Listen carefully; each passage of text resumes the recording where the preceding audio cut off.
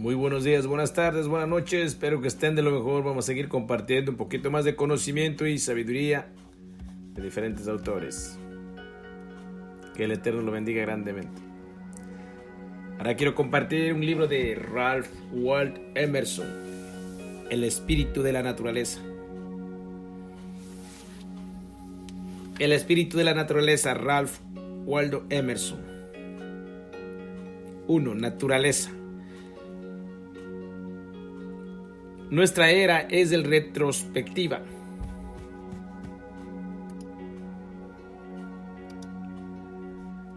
Construye los sepulcros de los antepasados. Escribe biografías, historias y críticas. Las generaciones anteriores miraban cara a cara a Dios y a la naturaleza. Nosotros lo hacemos a través de sus ojos. ¿Por qué no habríamos de entablar también nosotros una relación original con el universo? ¿Por qué no habríamos de tener una poesía y una filosofía que sean fruto de nuestra propia visión y no de la tradición? Y una realidad que no nos sea revelada a nosotros, en lugar de ser la historia de la revelada a ellos, cobijadas por un tiempo y en la naturaleza, cuyas corrientes de vida nos circundan y atraviesan, y merced a los poderes que nos confieren, nos incitan a realizar acciones conmensurables con ella. ¿Por qué avanzar a tientas entre los huesos resecos del pasado y convertir a la generación viviente en un desfile de máscaras con un descolorido vestuario? El sol brilla también hoy. Hay en los campos más lana y más lino. Hay nuevas tierras, nuevos hombres, nuevas ideas. Demandemos nuestras propias obras y leyes y cultos. Ciertamente todas nuestras preguntas tienen respuesta. Debemos confiar en la perfección de lo creado y saber que, sea cual fuera la curiosidad que el orden de las cosas despierten en nuestra mente, el orden de las cosas podría satisfacerla. La situación de cada hombre es una solución en jeroglíficos a los interrogantes que él mismo formularía. La realiza como vida antes de aprehenderla como verdad. De manera análoga, en sus formas y tendencias, la naturaleza ya está descubriendo su propio destino. Interroguemos, ¿con qué fin existe la naturaleza? La ciencia toda tiene como único objetivo encontrar una teoría de la naturaleza. Poseemos teorías acerca de las razas y de las funciones, pero apenas una remota idea de lo que es la creación. Estamos hoy tan lejos del camino de la verdad que los maestros de distintas religiones se traban en disputa y se odian unos a otros, y a los pensadores se los tilda de insensatos y frívolos. Pero para el buen discernimiento, la más abstracta de las verdades es la más práctica. Cada vez que aparece una teoría auténtica, ella es su propia evidencia. Y lo que la pone a prueba es que explica todos los fenómenos. En la actualidad, muchos de ellos se estiman no solo inexplicados, sino inexplicables. Tal lo que ocurre en el lenguaje, el reposo nocturno, la locura, los sueños, los animales, el sexo.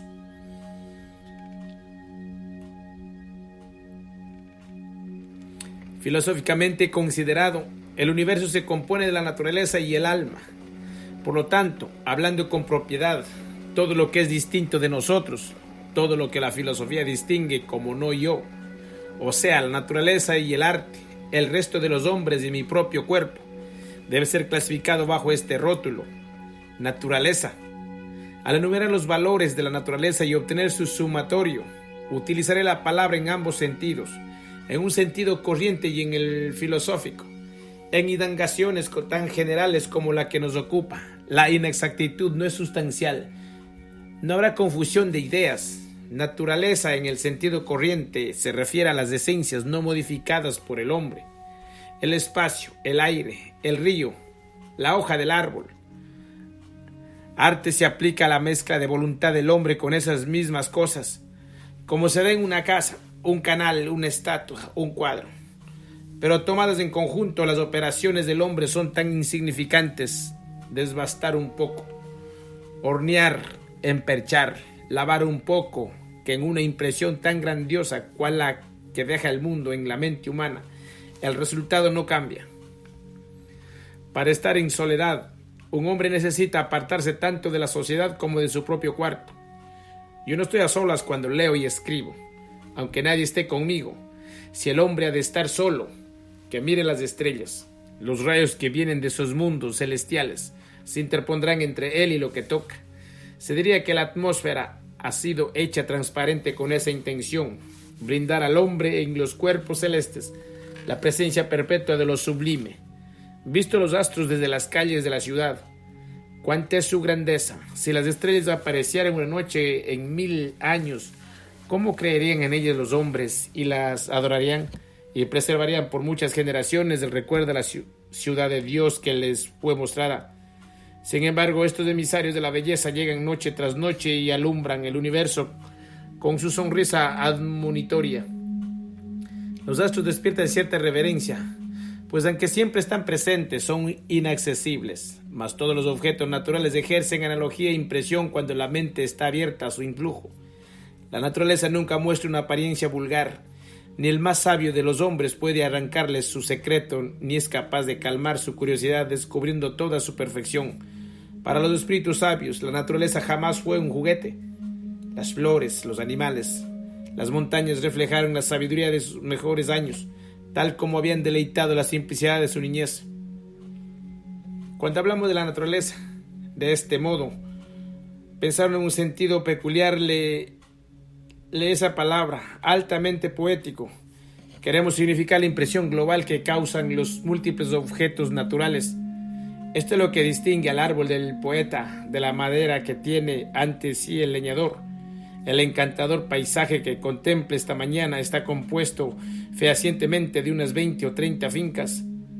Está el campo de Miller, el de Locke, y más allá de las tierras arboladas de Manning, pero ninguno de ellos posee el paisaje. Hay una cualidad en el horizonte de la que ningún hombre es dueño. Solo es de aquel cuya visión puede integrar todas las partes. Vale decir, el poeta es lo mejor de las fincas de esos hombres, y sin embargo sus títulos de propiedad no les dan derecho sobre ello. Para ser francos, pocos adultos son capaces de ver la naturaleza. La mayoría de las personas no ve el sol, al menos tiene una visión muy superficial de él. El sol ilumina únicamente el ojo del hombre, pero resplandece en cambio en el ojo y en el corazón del niño. El amante de la naturaleza es aquel cuyos sentidos interiores y exteriores aún siguen amoldados verdaderamente el uno al otro. Aquel que ha conservado en su madurez el espíritu de la infancia. Su comercio con el cielo y con la tierra se vuelve parte de su diario sustento. Pese a sus reales tribulaciones, en presencia de la naturaleza, los recorre un salvaje deleite. La naturaleza dice: he aquí mi criatura, y a pesar de sus impertinentes aflicciones, conmigo estará contenta. No solo el sol y el verano, sino cada hora y cada estación del año rinden su tributo de goce, pues cada hora y cada cambio, desde el sofocante mediodía hasta la noche tenebrosa, corresponde a un distinto estado mental y lo avalan. La naturaleza es un escenario que se adapta igualmente bien para una pieza cómica o trágica. Cuando uno está sano, el aire es un licor de increíbles virtudes. Cruzando sobre la nieve fresca un campo despoblado, bajo un cielo nubloso y crepuscular, y sin que me viniera a la mente ningún augurio particularmente bueno, sentí una exaltación perfecta, un contento lindante con el temor. En el bosque, un hombre también se desprende de sus años, como una serpiente de su piel, y en cualquier etapa de su vida es siempre un niño. En los bosques está la perpetua juventud. En esas plantaciones de Dios reina la santidad y el decoro. Lucen las galas y atavios de un festival perenne, y el visitante no ve cómo podrían cansarse de todo ello ni en 1000 años.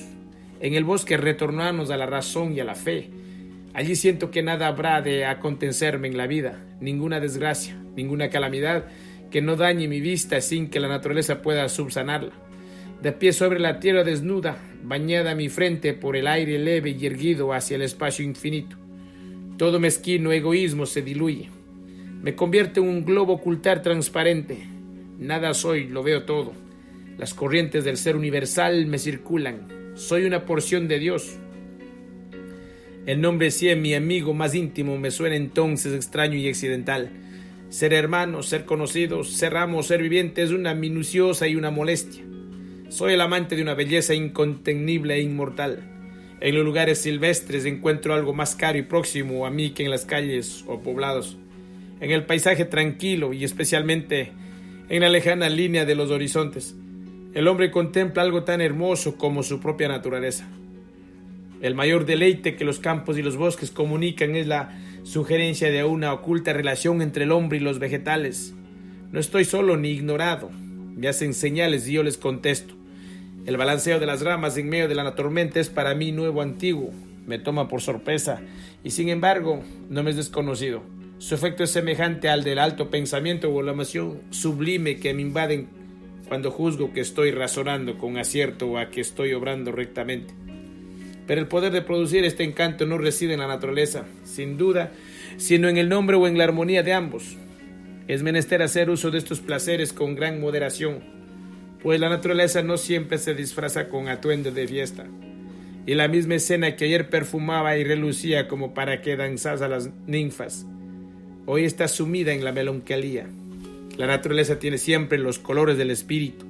Para un hombre agobiado por la calamidad, el calor de su propia fogata es el mismo triste. Hay también una especie de desprecio del paisaje que siente aquel que acaba de perder a un amigo querido. El cielo no es entonces tan vasto ni tan valiosa la población sobre la cual extiende. Segundo, bienes materiales. Quien quiera que examine la causa final del mundo discernirá una multitud de usos que entran a formar parte de ese resultado.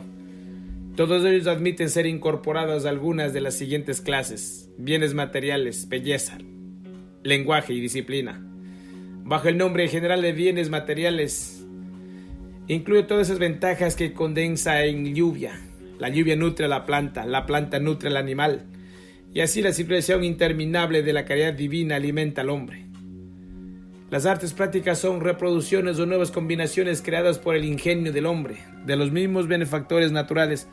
Este ya no precisa esperar las brisas favorables, merced a la máquina de vapor, hace realidad la fábula del saco de Eolo y transporta los 230-20 en la caldera de su barco. Para reducir la fricción pavimenta el camino con barra de hierro y subiendo a un vagón cargado 100 hombres, animales y mercaderías se lanza a recorrer el país del pueblo en pueblo, como un águila o una golondrina por el aire. La suma de estos aportes, cómo ha cambiado la faz de la tierra desde la era de Noé hasta la de Napoleón. Al hombre pobre le son construidos ciudades, buques, canales, puentes. Va al correo y a la raza humana lleva sus recados. A la librería la raza humana lee y escribe para él acerca de todo lo que sucede. A los tribunales, a las naciones, reparan sus agravios personales. Levanta su casa en el camino. Y la raza humana va todas las mañanas, pala en mano, a sacar a nieve para abrirle paso. Tercero, belleza. La naturaleza sirve a otra necesidad del hombre aún más noble, el amor a la belleza. Los antiguos griegos llamaban al mundo cosmos, belleza. La constitución de todas las cosas o el poder plástico del ojo humano son tales que las formas primordiales como el cielo, la montaña, el árbol, el animal, nos provocan deleite en por sí mismas, un goce que surge de su perfil, color, movimiento y manera de agruparlas. Esto parece deberse en parte al ojo mismo, que es el mejor de los artistas, mediante la acción recíproca de su estructura y de las leyes de la luz. Se produce la perspectiva que integra cada masa de objetos, cualquiera que sea su carácter, en un colorido y bien sembrado globo, de tal modo que allí donde los objetos individuales son vulgares y anodinos, el paisaje que ellos componen es acabado y simétrico, y así como el ojo es el mejor de los compositores, la luz es la primera entre los pintores. No hay objeto tan execrable que no se vuelva hermoso bajo la luz intensa. Y el estímulo que ésta ofrece a los sentidos y una suerte de infinitud que posee, como el espacio y el tiempo, hace que toda la materia se alboroce. Hasta un cadáver tiene su peculiar belleza, pero aparte de esta gracia general difundida por la naturaleza, casi todas y cada una de las formas son agradables a los ojos, como lo prueban nuestras interminables imitaciones de algunas de ellas. La bellota, la uva, la piña, la espiga del trigo, el huevo, las alas y el cuerpo de la mayoría de los pájaros, la garra del león, la serpiente, la mariposa, las conchas marinas, las llamas, las nubes, los capullos, las hojas y las formas de numerosos árboles, como la palmera. Para un mejor examen podemos distribuir en 3 partes los aspectos de la belleza. Primero, en primer lugar, la mera percepción de las formas naturales de un goce. Tanto necesita el hombre el influjo de las formas y acciones de la naturaleza, que en sus funciones inferiores parece yacer dentro de los confines de los bienes materiales y de la belleza, al cuerpo y la mente viciados por una tarea o una compañía perniciosa. La naturaleza los cura y les devuelve su temple. El comerciante o el letrado que se aparta del estrépito y el tumulto de las calles y mira el cielo y los bosques, vuelve a ser un hombre. En su calina eterna se reencuentra consigo mismo. El ojo parece exigir para su salud un horizonte. Nunca nos cansamos mientras podemos mirar bastante lejos. Pero en otras horas la naturaleza satisface con su solo encanto, sin mezcla alguna de beneficio corpóreo. Contemplo desde la cumbre de la colina que se halla por detrás de mi casa el espectáculo del amanecer desde el alba hasta la salida del sol, y siento lo que un ángel sentiría. Las largas, esbeltas franjas de nubes flotan como peces en el mar de luz purpúrea. Desde la tierra, como desde una playa, miro ese mar silente. Me imagino participando de sus rápidas transformaciones. El activo encantamiento toca mi polvo y yo me dilato e inspiro al unísono con la brisa matinal. ¿Cómo nos diviniza la naturaleza con unos pocos y baratos elementos?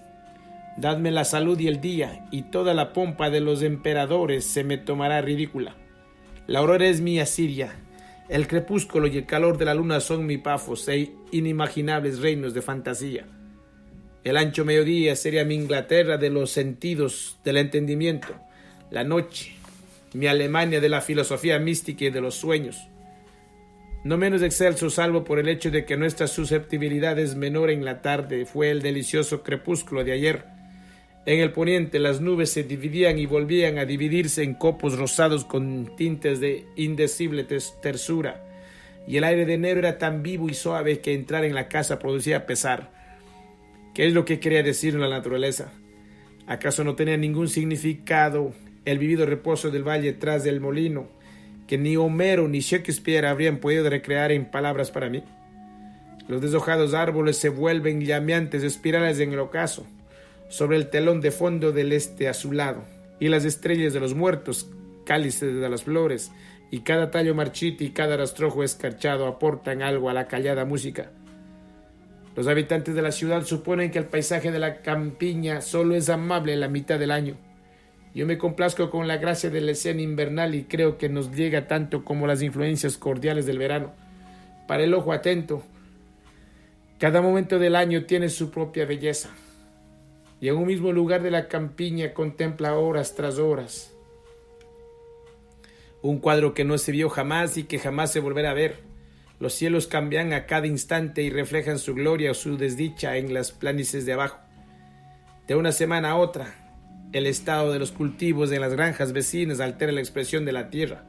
La sucesión de las plantas autóctonas en los pastizales y caminos, silencioso reloj mediante el cual el tiempo marca las horas estivales, haría perceptible hasta las divisiones del día a un fino observador.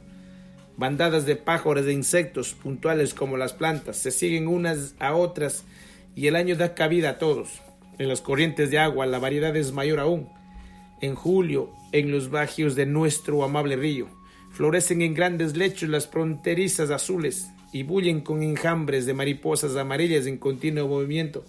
El arte no puede rivalizar con esta pompa de carmín y de oro. El río está, en verdad, perpetuamente engalanado y alardea cada mes con un nuevo adorno.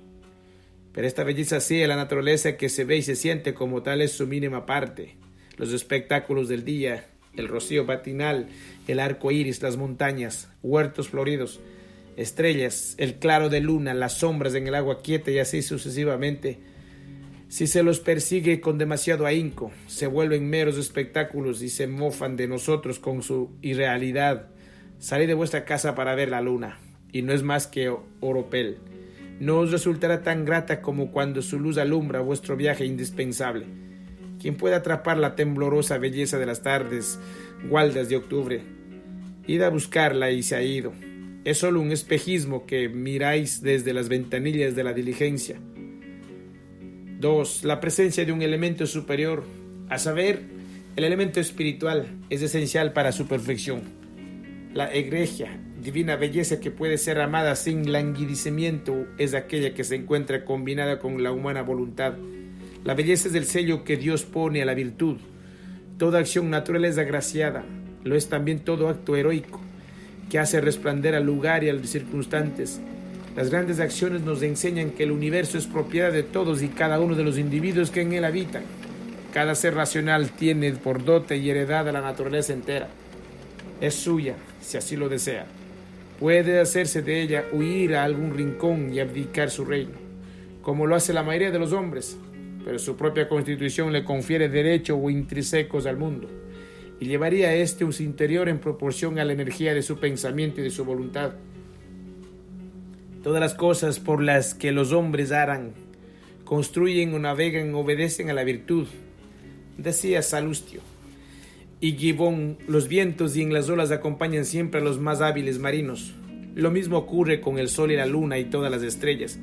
Cuando se lleva a cabo un acto noble, tal vez por azar en un escenario de gran belleza natural, cuando Leonidas y sus 300 mártires tardan un día entero en morir, y primero el sol y luego la luna vienen a verlos en el empinado desfiladero de las Termópilas, cuando Arnold Wickerler, en los altos Alpes, bajo la sombra de la luz, abraza a su costado un haz de lanzas austríacas para abrir paso a sus camaradas. ¿No tienen derecho estos héroes a añadir la belleza del lugar a la de la hazaña? Cuando la carabela de Colón se aproxima a las costas de América por delante, los indios que salen de las chozas siguen juncos y se agolpan en la playa. Por detrás, el mar, a ambos lados, las montañas rojizas del archipiélago de las Bahamas. ¿Cabe separar al hombre el cuadro viviente? ¿No está revestido Colón por las formas del Nuevo Mundo, con sus filas de palmeras y sus sábanas como justo decorado? La belleza natural siempre se filtra furtiva como el aire y envuelve las grandes acciones. Cuando Sir Harry Vane era arrastrado en un trineo por las laderas de Tower Hill para morir corno defensor de las leyes inglesas, alguien gritó en la multitud: «Jamás te sentasteis en trono más glorioso». Jay, para intimidar a los londinenses, Carlos II ordenó que al patriota Lord Russell se lo paseara en su camino al patíbulo por las calles principales de la ciudad y a la vista de sí todos. Pero, agrega su biógrafo, la muchedumbre imaginaba ver sentadas a su lado la libertad y la virtud. En la vida privada, un acto verdadero o heroico realizado en medio de sórdicos objetos parece atraer hacia sí le inmediato, como templo al cielo y como cirio al sol. La naturaleza extiende sus brazos para acoger al hombre, como solo que los pensamientos de ese tengan su misma grandeza. De buen grado le sigue ella los pasos con la rosa y la violeta, y cede sus majestuosas, graciosas líneas para adornar a su hijo bien amado. Basta que los pensamientos de éste tengan su misma vastedad y el marco se amoldará a la tela. Un hombre virtuoso vive al unísono con las obras de la naturaleza y se convierte en la figura natural de la esfera visible. Hornero, Píndaro, Sócrates, Foción se asocian apropiadamente en nuestra memoria con la geografía y el clima de Grecia. Los cielos y la tierra visibles congenian con Jesús, y en la vida corriente, quien quiera que haya visto a una persona de férrea voluntad y feliz talante habrá advertido que prontamente arrastra consigo todas las cosas, los seres humanos, las opiniones, la época y la naturaleza pasa a estarle subordinada. 3. Que queda aún otro aspecto bajo el cual puede visualizarse la belleza del mundo, cuando se transforma en un objeto del intelecto. Además de la relación que mantienen con la virtud, las cosas se relacionan también con el pensamiento. El intelecto persigue el orden absoluto de las cosas tal como éstas residen en el Espíritu de Dios, desprovista de coloraciones afectivas. Las facultades intelectual y activa parecen sucederse una a la otra, y la acción exclusiva de una genera la acción exclusiva de la otra. Hay en ambos algo mutuamente hostil, pero son como los periodos alternados de alimentación y trabajo en los animales. Cada cual es una preparación para el otro y será seguido por este. Así pues, la belleza que con respeto a las acciones viene, como hemos visto, sin que se la busque. y viene porque no se la busca, queda a merced de la aprehensión del intelecto. Y luego a su turno del poder activo, nada divino muere, todo lo bueno se reproduce eternamente. La belleza de la naturaleza vuelve a plasmarse en la mente y no para contemplación estéril, sino para una nueva creación. La faz del mundo impresiona en alguna medida a todos los hombres, a algunos hasta el deleite. Este amor por la belleza es del buen gusto. Hay quienes sienten ese mismo amor con tanto exceso que no satisfechos con admirar, procuran encarnarlo en nuevas formas. La creación de belleza es el arte. La producción de una obra de arte echa alguna luz sobre el misterio de la humanidad. Una obra de arte es una síntesis y epítome del mundo. Es en miniatura el resultado o expresión de la naturaleza, pues aunque las obras de la naturaleza son innumerables y todas distintas entre sí, el resultado o expresión de todas ellas es similar y único. La naturaleza es un mar de formas fundamentalmente semejantes y hasta unitarias. Una hoja, un rayo del sol, un paisaje. El océano ejerce un efecto análogo sobre el espíritu. Lo común a todos ellos, esa perfección y armonía, es la belleza. El patrón de la belleza está dado por el circuito entero de formas naturales, por la totalidad de la naturaleza. Los italianos expresaron esto al definir a la belleza como il più nel uno, lo múltiple en lo uno. Nada es por sí solo cabalmente hermoso. Lo hermoso solo lo es dentro del conjunto. Un objeto cualquiera es hermoso únicamente en la medida en que sugiere esta gracia universal. El poeta, el pintor, el escultor, el músico, el arquitecto procuran concentrar esta radiación del mundo en un solo punto, y en sus diversos trabajos cada cual trata de satisfacer el amor a la belleza que lo estimula a crear. El arte es, así, una naturaleza pasada a través del alambique del hombre. En el arte, la naturaleza opera a través de la voluntad de un hombre colmado de la belleza de las obras primeras de aquella. El mundo existe, por lo tanto, para el alma, con el fin de satisfacer el anhelo de belleza. A este elemento lo llama un fin último, con respecto al motivo por el cual el alma busca la belleza. Nada se puede indagar ni responder. En su sentido más amplio y profundo, la belleza es una de las expresiones del universo. Dios es la suma justicia. La verdad, la bondad y la belleza son diferentes rostros de esa misma totalidad. Pero la belleza de la naturaleza no es un fin último, es el heraldo de una belleza interior y entera, y en sí misma no constituye un bien sólido y saciante. Debe entendérsele como una parte de la naturaleza, pero no como la expresión última o suprema de su causa final. 4. El lenguaje. El lenguaje es el tercer uso que la naturaleza pone a disposición del hombre. La naturaleza es el vehículo del pensamiento, y en ello simple, doble y triple grado. Primero, las palabras son signos de fenómenos naturales. Segundo, fenómenos naturales particulares son símbolos de fenómenos espirituales particulares. Tercero, la naturaleza es el símbolo del espíritu. Primero, las palabras son signos de fenómenos naturales. El recurrir a la historia natural, la de ayudarnos en la historia sobrenatural. El recurrir a la creación exterior nos dará un lenguaje para las entidades y transformaciones de la creación interior. Si se busca la raíz de todas las palabras utilizadas para expresar un hecho moral o intelectual, se comprobará que han sido tomadas de alguna manifestación natural. Correcto, right, significa recto, derecho. Straight, equivocado, significa retorcido. Espíritu es esencialmente soplo, viento. Transgresión es el cruce de una línea. Altanería es la elevación de las cejas. Decimos el corazón para expresar la emoción, la cabeza para denotar el pensamiento, y pensamiento y emoción son palabras tomadas de cosas sensibles y atribuidas a la naturaleza espiritual. El proceso por el cual se cumple esta transformación ha quedado en su mayor parte oculto para nosotros en los remotos tiempos en que se conforme el lenguaje, pero la misma tendencia puede observarse diariamente en los niños. Los niños y los salvajes, unos solo sustantivos o nombres que convierten en verbos y aplican actos mentales análogos a esas mismas cosas. Pero este origen de todas las voces que transmite un significado espiritual, hecho tan conspicuo, sí en la historia de las lenguas, es la menor de las deudas que tenemos con la naturaleza. No solo las palabras son emblemáticas, las cosas mismas lo son. Cada fenómeno natural es un símbolo de un fenómeno espiritual. Cada manifestación de la naturaleza corresponde a un estado de la mente. y a este último solo es posible describirlo presentando como su imagen esa manifestación natural. Un hombre estará furioso como un león, o sea, astuto como un zorro, o firme como una roca.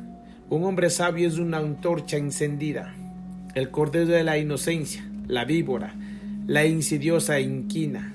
Las flores expresan para nosotros la delicadeza, luz y tinieblas son nuestra forma habitual. Cabe referirnos al saber y a la ignorancia. El ardor, nuestra expresión usual de la pasión amorosa. La distancia que divisamos detrás de nosotros y la que divisamos delante son respectivamente las imágenes de nuestro recuerdo y de nuestra esperanza. Quien mirando meditabundo la corriente de un río no rememora el fluir de todas las cosas. Arrojada a ella una piedra, y los círculos que se propagan son el hermoso modelo de toda influencia. El hombre es consciente de un alma universal que está dentro o por detrás de su vida individual, donde las esencias de la justicia, la verdad, el amor, la libertad surgen y brillan como en un firmamento. A esta alma universal que no es mía, ni vuestra, ni de aquel otro, sino que nosotros somos de ella, somos su propiedad y sus huestes. Él la llama razón, y el cielo azul en que la tierra de cada cual está enterrada, el cielo con su calma eterna y sus orbes perpetuos, es el modelo de la razón. Aquello que intelectualmente considerado llamamos razón. Si se le considera en relación con la naturaleza lo llamamos espíritu. El espíritu es el creador, el espíritu porta consigo la vida. En todas las épocas y países el hombre lo ha incorporado a su lenguaje como el Padre.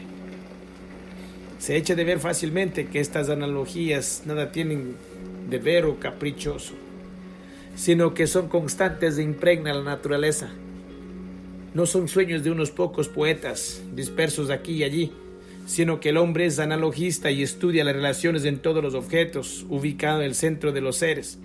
Un rayo de relación lo une con todos ellos, y no es posible comprender al hombre sin estos objetos, ni a estos objetos sin el hombre tomado en sí mismo. Ningún fenómeno de la historia natural tiene valor, es estéril como un solo sexo, pero casadlo con la historia humana y se llenará de vida.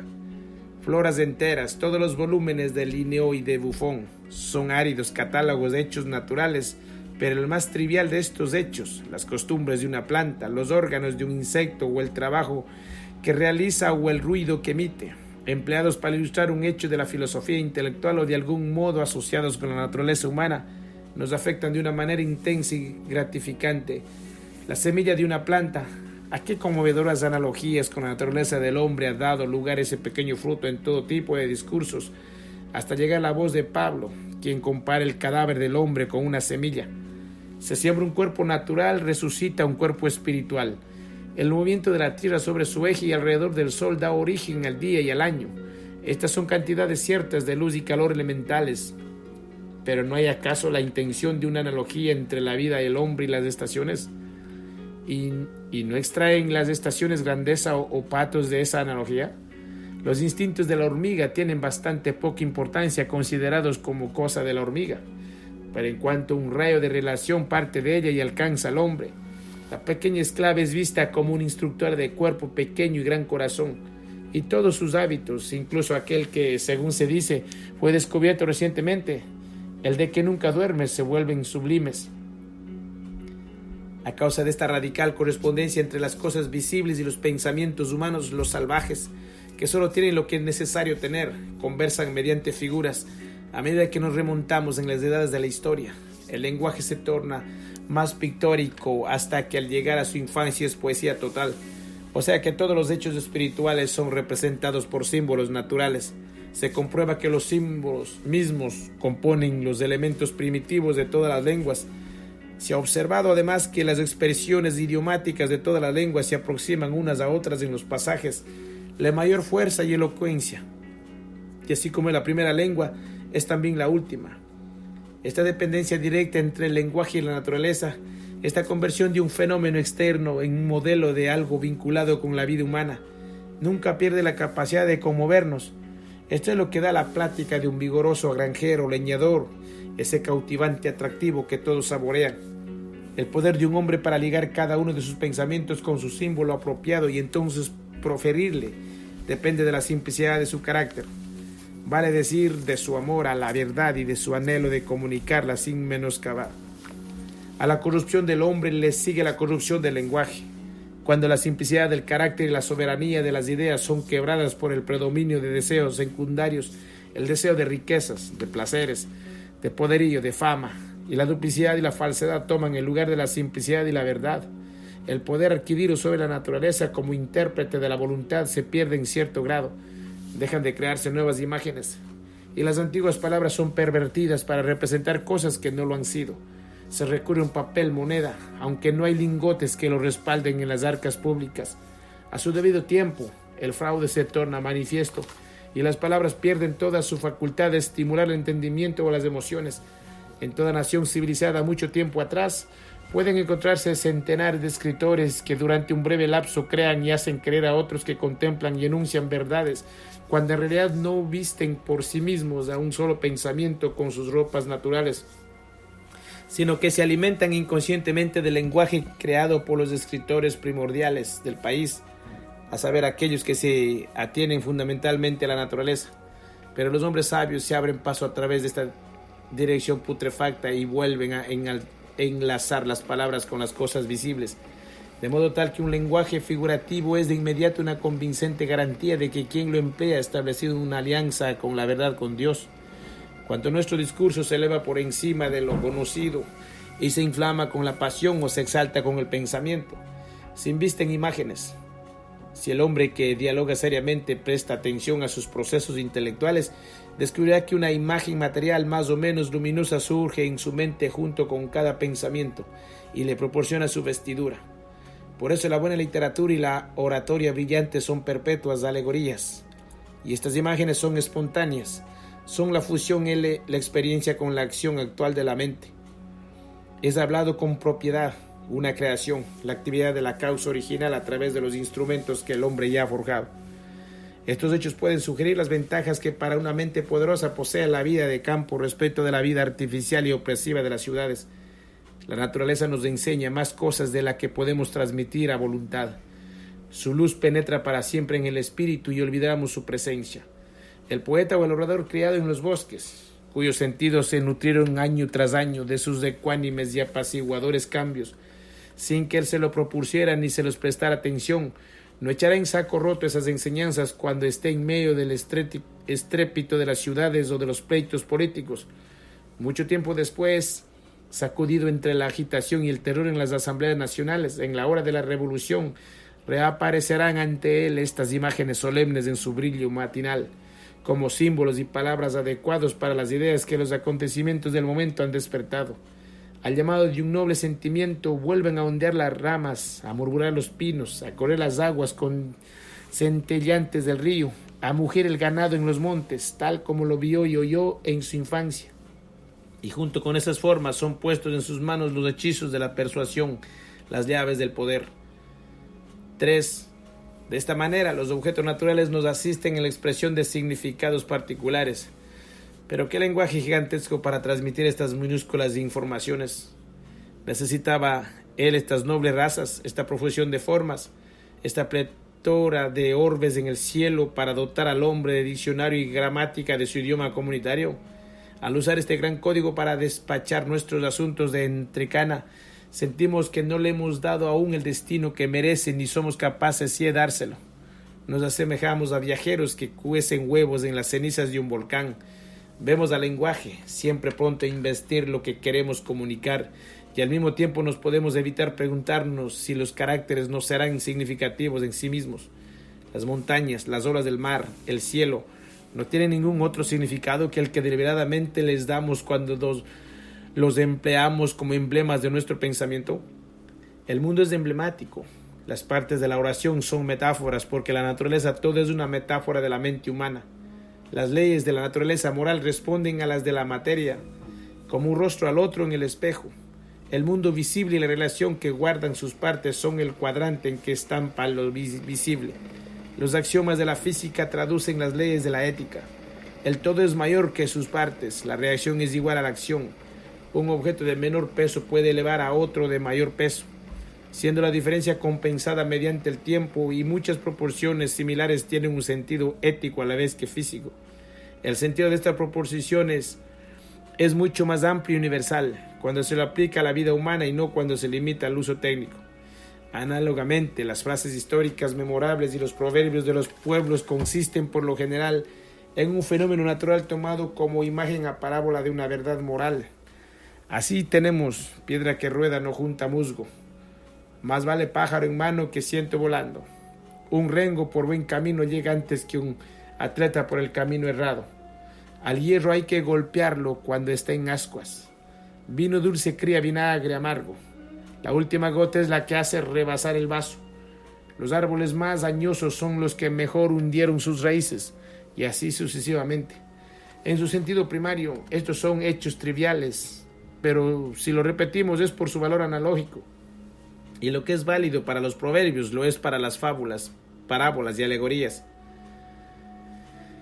Esta relación entre la mente y la materia no es el producto de la fantasía de un poeta, sino el fruto de la voluntad de Dios, y por ende todos los hombres están en libertad de conocerla, se le presenta o no se le presenta. Cuando en horas afortunadas el hombre sabio medita sobre este milagro, duda de que no haya estado sordo y ciego en todo otro momento, pues el universo se vuelve entonces transparente y es atravesado por la luz de leyes superiores a la nuestra. Es este el perenne problema que provocó el asombro e incitó al estudio a todos los grandes genios. Desde que comenzó el inundó, desde la era de los egipcios y los brahmines, a las de Pitágoras, Platón, Bacon, Leibniz, Swedenborg, y ahí a la vera del camino, la esfinge ante la cual en todas las épocas cada profeta ha probado fortuna, tratado de descifrar su enigma. El espíritu parece tener la necesidad objetiva de manifestarse en formas materiales, y el día y la noche, el río y la tormenta, el mamífero y el pájaro, el ácido y el alcali preexisten como ideas necesarias en la mente de Dios, y son los que son en virtud de atributos precedentes en el mundo del espíritu. Un hecho es el punto final, la emanación última del espíritu. La creación visible cierra la circunferencia del mundo invisible. La vista en armonía con la naturaleza, el amor a la verdad y la virtud purificarán los ojos de manera que puedan comprender su texto. Poco a poco podremos llegar a poseer el sentido primigenio de los objetos perennes de la naturaleza, de modo tal que el mundo sea para nosotros un libro abierto y en cada forma encontremos el significado de su vida oculta y de su causa final. Un nuevo interés nos pasma mientras contemplamos, desde la perspectiva que acabamos de sugerir, la sobrecogedora intención y multitud de los objetos, ya que todo objeto visto correctamente libera una nueva facultad del alma. Lo que era verdad inconsciente pasa a integrar cuando se le interpreta y define en un objeto el dominio del saber, una nueva arma en el arsenal del poderío humano.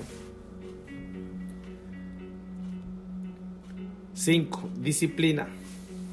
En vista de la significación de la naturaleza, llegamos de inmediato a este nuevo hecho, que ella constituye una disciplina, una manera de utilizar el mundo, en la cual están contenidas como partes los usos precedentes: el espacio, el tiempo, la sociedad, el trabajo, el clima, la alimentación y la locomoción, los animales y las fuerzas mecánicas. Nos brindan diariamente las enseñanzas más genuinas, cuyo significado no tiene límites. Ellas instruyen tanto al entendimiento como a la razón. Toda propiedad de la materia es una escuela para el entendimiento, su solidez o resistencia, su inercia, su extensión, su forma, su divisibilidad. El entendimiento suma, divide, combina, mide y en este digno escenario encuentra alimento y espacio para su accionar. Entre tanto, la razón traslada todas esas lecciones a su propio mundo de ideas, percibiendo la analogía que une a materia y mente en matrimonio. La naturaleza es una disciplina del entendimiento en las verdades intelectuales. Nuestro manejo de los objetos materiales es una constante ejercitación en las indispensables lecciones de la diferencia y la similitud, del orden, del ser y del parecer, de la estructuración progresiva, del ascenso de lo particular a lo general, de la combinación de múltiples fuerzas con vistas a un fin. El extremo cuidado con que se provee la instrucción de un órgano o información es proporcional a su importancia y en ningún caso se omite ese cuidado. Qué tedioso adiestramiento, día tras día, año tras año, interminablemente, para crear el sentido común. Qué reproducción continua de molestias, inconvenientes, dilemas. qué algarabia de hombrecillos sobre nosotros, qué regateos de precios, qué cálculos de beneficios, todo para formar la mano de la mente, para enseñarnos que las bellas ideas no son mejores que los bellos sueños si las ponemos en práctica. Los primeros pasos dados en agricultura, astronomía, zoología, esos que dan el granjero, el cazador, el marino, nos enseñan que los dados de la naturaleza siempre están cargados, que entre sus montones de escombros y hojarascas se ocultan resultados ciertos y provechosos. ¿En qué forma apacible y afable capta la mente, una tras otra, las leyes de la física? Qué nobles emociones dilatan al mortal que entra en los concilios de la creación y siente gracia a su saber en qué se consiste el privilegio de ser. Su visión lo purifica, la belleza de la naturaleza resplandece en su propio pecho. Cuando el hombre ve esto, se torna más grande y más pequeño el universo, porque las relaciones del espacio y el tiempo se desvanecen a medida que las leyes son conocidas. También en este caso nos sentimos impresionados y hasta amilanados por el inmenso universo que hay para explorar. Lo que conocemos es apenas un punto de lo que no conocemos. Abrace cualquier revista científica reciente, sopésense los problemas concernientes a la luz, el calor, la electricidad, el magnetismo, la fisiología, la geología, y júzguese si es probable que se agote pronto el interés de la ciencia natural. Cada suceso es una lección en el ejercicio de la voluntad y la lección del poder. Desde que el niño entra sucesivamente en posesión de sus sentidos hasta el momento en que exclama: yo te haré. Aprende el secreto de que puede someter a su voluntad no solo fenómenos particulares, sino grandes clases de fenómenos, más aún la serie entera de sucesos, y así acomodarles todo a su propio carácter. La naturaleza es una mediadora cabal, está hecha para servir, acoge el dominio que el hombre le impone, tan mansamente como el asno sobre el cual montó el Salvador. Le ofrece a él todos sus reinos, a modo de materia prima para que modele lo que pueda serle útil. El hombre nunca se cansa de trabajar ese material. Con el aire delicado y sutil, forja sabias y melodías palabras y les da alas, convirtiéndolas en ángeles de la persuasión y del mandato. Su pensamiento victorioso se enfrenta a todas las cosas y la reduce una tras otra hasta que el mundo solo se torna al fin una voluntad realizada, el doble del hombre. Los objetos materiales se ajustan a las premoniciones de la razón y reflejan la conciencia moral. Todas las cosas son morales y en sus limitadas mudanzas hacen incesante referencia a la naturaleza espiritual. Glorificada ha sido la naturaleza en sus formas, colores y movimientos para que todos los planetas de los cielos más remotos, todas las transformaciones químicas desde el cristal más rudo hasta las leyes mismas de la vida, todos los cambios vegetales desde el inicio del crecimiento de una hoja hasta las selvas tropicales y las antediluvianas minas de carbón, todas las funciones animales, desde la esponja hasta Hércules, le susurren al hombre o le griten con voz de trueno las leyes del bien y del mal y se hagan eco de los 10 mandamientos. Por ello la naturaleza es siempre aliada de la religión y presta al sentimiento religioso todo su boato y sus riquezas. De este manantial ha debido profundamente profetas y sacerdotes, David, Isaías, Jesús. Este carácter ético penetra hasta los puntos huesos de la médula de la naturaleza que parece ser el fin para el que fue creada. Sea cual fuere la finalidad particular a que responde uno cualquiera de sus miembros o partes, esa es una nunca omitida función pública y universal.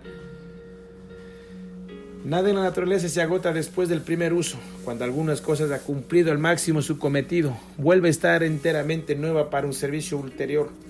En Dios todo fin es convertido en un nuevo medio. Así el uso de los bienes materiales en sí mismo considerado es vulgar y sórdico, pero para la mente representa una instrucción en la doctrina del uso, a saber que una cosa solo es buena en la medida en que sirve para algo que es esencial a todo ser. La confluencia de partes y esfuerzos para la producción de un fin, la manifestación primera y grosera de esta verdad es nuestro inevitable y aborrecido residuo adiestramiento en los valores materiales y las necesidades en la carne y el cereal. Ya hemos ejemplificado de qué manera todo proceso natural es una tradición, sí es una sentencia moral. La ley moral está en el centro de la naturaleza y desde allí irradia hacia la circunferencia. Es el tuétano y meollo de toda sustancia, de toda relación, de todo proceso.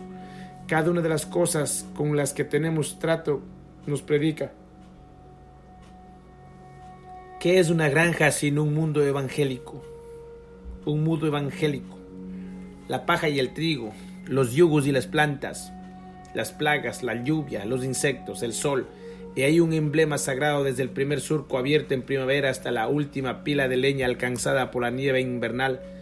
Pero el marino, el pastor, el minero, el mercader en sus diversos ámbitos tienen toda una experiencia exactamente paralela y que lleva a la misma conclusión, pues todas las organizaciones son radicalmente iguales. Y es indudable que este sentimiento moral que así perfuma el aire, crece en el grano e impregna las aguas del mundo, es captado por el hombre y penetra en su alma. La influencia moral de la naturaleza sobre un individuo es la cantidad de verdad que ella ilustra para él. ¿Quién puede evaluarla? ¿Quién puede conjetuar cuánta firmeza le ha sido enseñada al pescador por la roca que las olas fustigan? ¿Cuánta tranquilidad ha visto reflejada el hombre en el cielo azul celeste sobre cuya tersa hondura los vientos arrastran y arrastran, bandadas de nubes tormentosas sin dejar arruga ni mancha? Cuánta laboriosidad y providencias y afecto hemos tomado de los gestos de las bestias. Qué sagaz predicador de autodominio es el mudable fenómeno de la salud. En eso se percibe particularmente la unidad de la naturaleza, la unidad de la variedad con la que nos encontramos por doquier. La infinita variedad de las cosas produce una impresión siempre idéntica. Xenófanes en su vejez se lamentaba de que miraré donde mirase. Todo cuanto lo rodeaba volvía velozmente a la unidad. Estaba ahito de ver la misma entidad en la tediosa variedad de las formas. La fábula de Proteo esconde una verdad vital. Una hoja, una gota de agua, un cristal, un instante del tiempo. Están relacionados con la totalidad y participan de su perfección. Cada partícula es un microcosmos y traduce fielmente la similitud del mundo.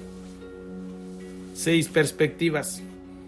Concluiré, pues, este ensayo con algunas tradiciones sobre el hombre y la naturaleza, que cierto poeta me contó, y que como siempre ha existido en el mundo y vuelven a aparecérselo, quizás a todo bardo, pueden ser históricas o proféticas. Desconfiamos y renegamos interiormente de nuestra afinidad con la naturaleza. Reconocemos y desconocemos por turno nuestra relación con ella. Somos como un Nabucodonosor destronado, loco, que come hierba igual que un buey. Pero ¿quién puede poner límites al poder aplacador del espíritu? Un hombre es un dios en ruinas. Cuando los hombres sean inocentes, la vida será más larga y pasará la inmortalidad tan livianamente como nos despertamos de los sueños. Ahora bien, el mundo sería una rabiosa furia si estas desorganizaciones perduraran durante centurias. La muerte y la infancia lo mantienen bajo control. La infancia es el Mesías perpetuo que los hombres en falta acogen entre sus brazos y que ruegan con ellos por el retorno del paraíso. El hombre es el enano de sí mismo. Alguna vez el espíritu lo impregnó y lo solubilizó.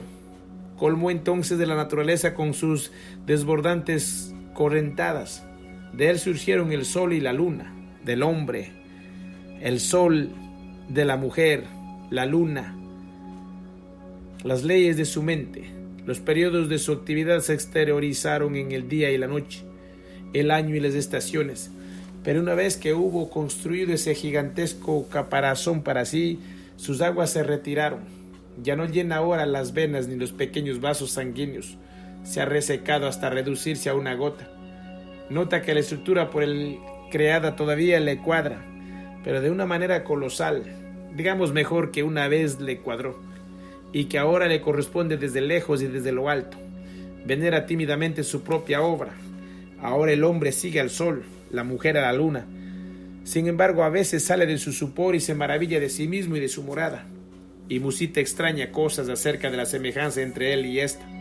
Percibe que si su ley sigue siendo suprema, si él cuenta todavía con su poder elemental, si su palabra aún es excelsa en esencia, no es un poder consciente, no está por debajo sino por encima de su voluntad, es instinto. Así me cantó mi poeta órfico. En la totalidad, el hombre aplica a la naturaleza apenas la mitad de su fuerza. Actúa sobre el mundo únicamente con su entendimiento, vive en él y lo domina mezquinamente. ¿Y quién más se afana en el mundo? Es solo un hombre a medias, de fuertes brazos y buena digestión, pero de mente embrutecida, un salvaje egoísta. Su vínculo con la naturaleza, su poder sobre ella, se establecen a través del entendimiento. Así ocurre con el abono de la tierra. El uso más provechoso del fuego, el viento, el agua, la brújula del marino, el vapor, el carbón y los fertilizantes, la reparación del cuerpo humano por el dentista y el cirujano.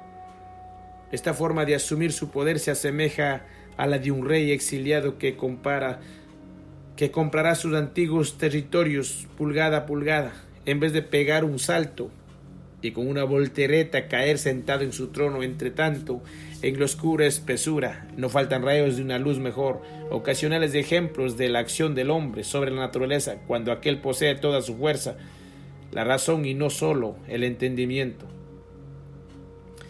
El problema de reinstaurar en el mundo la belleza original y eterna es resultado mediante la redención del alma. Las ruinas o el vacío que vemos cuando miramos la naturaleza están en nuestros propios ojos. El eje hacia la visión no coincide con el eje de las cosas y entonces, en lugar de resultarnos transparentes, nos parecen opacas. El motivo por el cual el mundo carece de unidad y yace en fragmentos y montículos dispersos es que el hombre no está unido consigo mismo. No podrá ser un naturalista hasta que satisfaga todas las demandas del espíritu, y ese demanda amor no menos que percepción. En verdad, ni el amor es perfecto sin la percepción, ni ésta lo es sin aquel.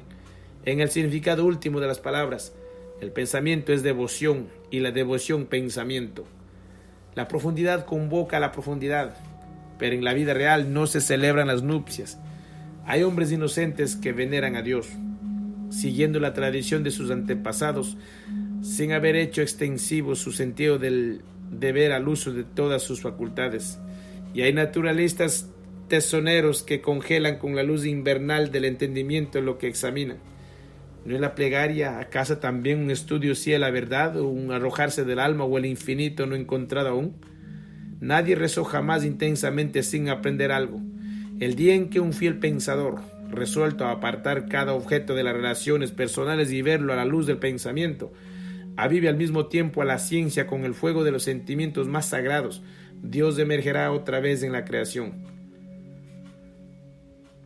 Cuando la mente se halle preparada para este estudio, ese estudio no necesitará buscar objetos. La invariable señal de la sabiduría es ver los milagros en lo corriente. ¿Qué es un día? ¿Qué es un año? ¿Qué el verano? ¿Qué una mujer? ¿Qué un niño? ¿Qué el dormir? Estas cosas le parecen intrascendentes a nuestra ceguera. Construimos fábulas para ocultar la desnudez del hecho y adecuarlo, como solemos decir, a las leyes superiores de la mente. Pero cuando el hecho es visto a la luz de una idea, la ornamentada fábula se demorona y reseca, y contemplamos la verdadera ley superior. Por ello, para el sabio, un hecho es auténtica poesía y la más hermosa de las fábulas, y estas maravillas os son traídas hasta las puertas mismas de vuestra casa. Llegaremos así a ver con nuevos ojos el mundo, y el mundo responderá al perenne interrogante del intelecto: ¿qué es la verdad? Y de los sentimientos: ¿qué es el bien? Sometiéndose pasivamente a la educada voluntad, sucederá entonces lo que anunció mi poeta: la naturaleza no es estática sino fluida. El espíritu la altera, la modela, la plasma. La inmovilidad o brutalidad de la naturaleza es ausencia de espíritu. Para el espíritu puro, ella es fluida, volátil, obediente. Cada espíritu se construye una morada, y más allá de esa morada un mundo, y más allá de ese mundo un cielo. Sabed, pues, que el mundo existe para vos, y para vos es el fenómeno perfecto. Solo podemos ver lo que somos. Todo cuanto tuvo Adán, todo cuanto pudo César, vos lo tenéis y podéis. Adán llamó cielo y tierra su morada. César la llamó Roma. Tal vez vos la llaméis un taller de zapatero. 50 hectáreas de tierras labrantes o la bujardilla de un estudioso. Pero línea a línea, punto a punto, vuestro dominio es tan vasto como el de aquellos, aunque no ostente finos nombres. Construid pues vuestro propio mundo. A medida que ajustéis a vuestra vida la idea pura que tenéis en la mente, ésta desplegará sus grandes proporciones. Una correspondiente revolución en las cosas acompañará al influjo del espíritu. Pronto se diluirán las desagradables apariencias, la canalla, los insectos, las víboras, las pestes, los manicomios, las prisiones, los enemigos. Todo ello es pasajero y no será visto más. La sordidez y las inmundicias de la naturaleza serán secadas por el sol y barridas por los vientos, como cuando el verano que sube desde el sur funde la nieve y entonces la tierra muestra su verde rostro. Así el espíritu en su avance irá creando sus adornos y trayendo consigo la belleza que él envía y el canto que la hechiza. Trazará en torno de sí caras hermosas, cálidos corazones, sabios argumentos y actos heroicos, hasta que el mal no se vea ya. Estará el reinado del hombre sobre la naturaleza, que no proviene de la observación, un dominio que ahora trasciende su sueño de Dios, sin maravillarse menos que el ciego al que poco a poco se le ha restituido la visión perfecta. Que el Eterno lo bendiga grandemente, amados hermanos. Todo esto es para meditar. Bye bye.